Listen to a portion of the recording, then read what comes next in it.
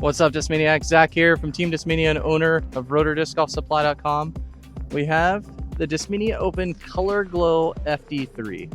These are from the same batch as the ones that basically nobody was able to get their hands on from the European Open Glow FD3. They did make these again in the white glow. This is from the same batch, so they fly the same, but I did bring the other one just to show you that. These also came in pink and blue, as well as the white color. So we'll talk about these for a second, and then we'll throw them.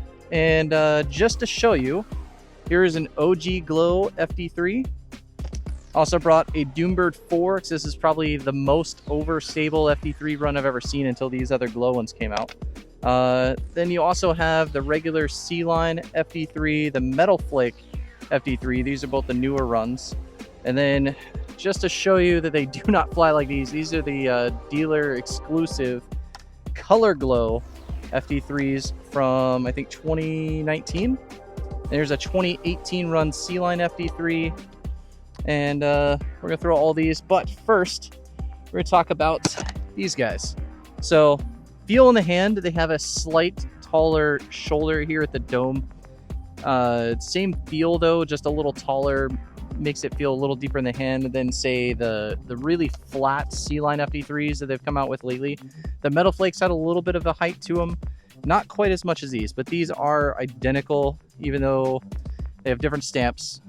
These are sporting Discmania Open, which I will be at. You won't see me on feature card. I'll be somewhere hopefully in the middle of the pack, but it's gonna be fun in either way. So we'll give these a throw, but talk about the feel. If you guys haven't got your hands on these, they're gummier than the Metal Flake or the regular C-Line FD3s.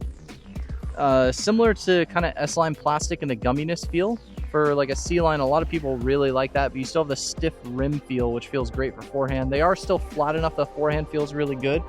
Whereas the Doombird 4, I would say, is just a little bit taller, definitely a little bit taller than these. Not by much, but in the hand, these feel like they have a little bit of dome. These feel more flatter than domey. Neither of them feel really domey per se, but there's definitely a difference between the two. So in flight, these tend to be the most overstable run of FD3 I think I've thrown, aside from maybe the Doombird 4. This thing's an absolute beefcake. I've bagged this for about 2 months already, and I think it's still going to rival this being brand new. Between the two, though, I think I like the way these feel a little bit better. A little bit flatter, more natural grip in the hand. So I think the Doombird 4 is coming out, and we're going to start bagging this Discmania Open FD3. But we got a basket set up here with a T-pad ranged out at 300 feet. We have a slight tailwind. It should be mostly negligible. It's maybe 3 miles an hour left to right, kind of from the 7 o'clock. So we're going to throw one of these on forehand, one of these on backhand, and then the rest kind of alternate between the two, because I do have a couple that fly the same. So let's knock these out. We have first up, we'll throw the 2 Color Glow FD3s.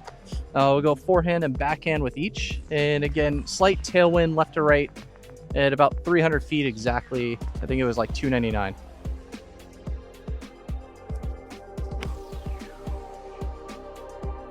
So you see the stability hooks up really quickly. About a third of the way through the flight, it's already breaking left. Let's go forehand now.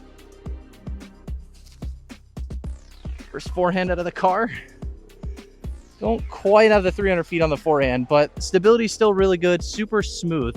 Now by comparison, here's a Doombird 4. I'm gonna try and match the flight of that first backhand.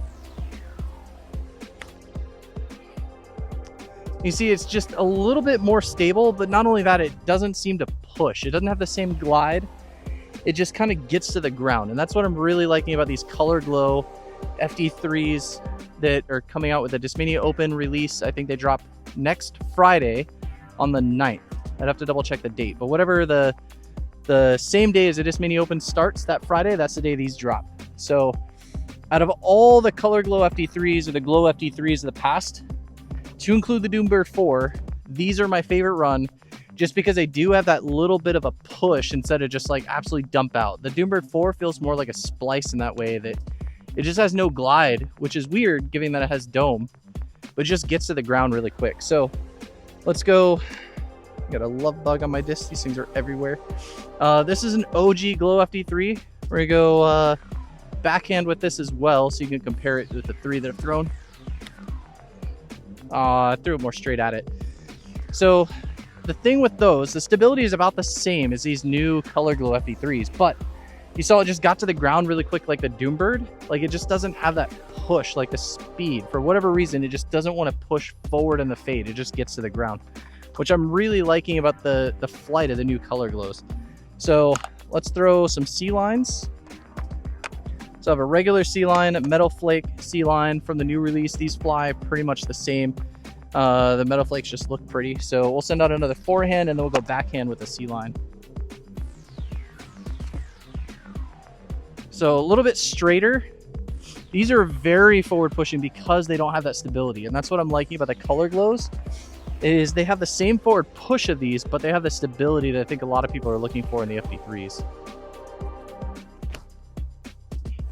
But notice a much straighter flight in these.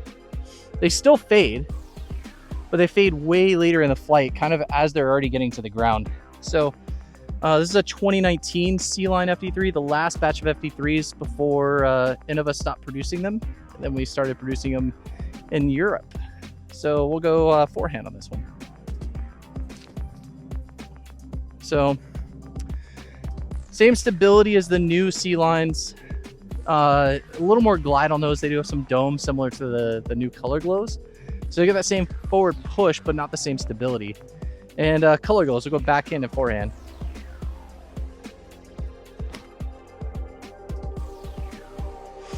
Again, similar stability. If I'm really throwing these hard, these actually flip up a little bit. But at 300, I'm not really putting full power into these, so you're gonna see the stability a little more. Oh, there's a little nose up.